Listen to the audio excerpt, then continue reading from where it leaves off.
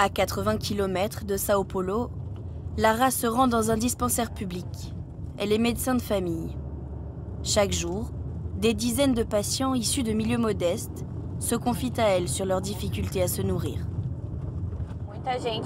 De plus en plus de gens perdent leur emploi. Alors ils mangent ce qu'ils peuvent, ce qu'il y a dans les paniers alimentaires que les associations leur donnent. Les parents comptent sur la cantine de l'école pour que leurs enfants aient un repas un peu plus équilibré. Et il y a même des mamans qui ne travaillent pas mais qui mettent quand même leurs enfants à la crèche juste pour qu'ils aient au moins un repas par jour.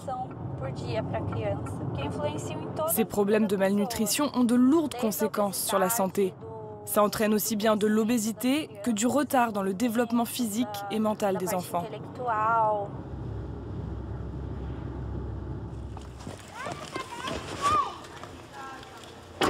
Bonjour.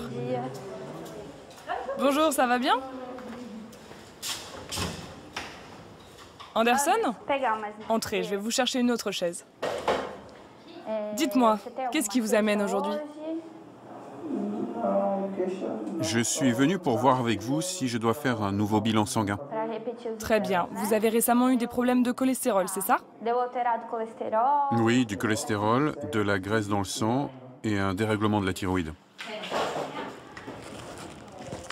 Je vous avais donné le document avec les recommandations alimentaires à suivre?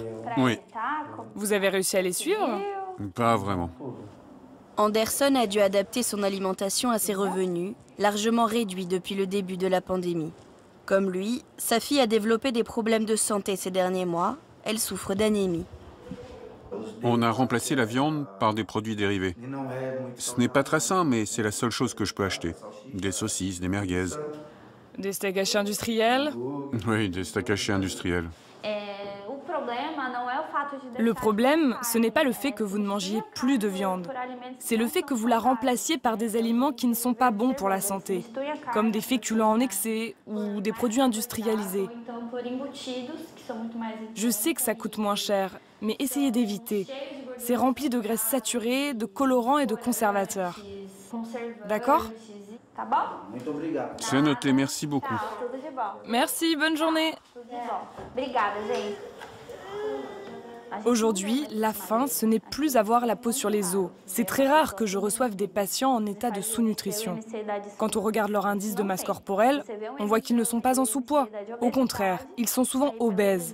Pourtant, quand on se penche sur leurs examens de sang, on voit qu'ils ont de nombreuses carences en nutriments et en vitamines. On parle quand même de faim dans ces cas-là? Oui, bien sûr. On appelle ça la faim cachée.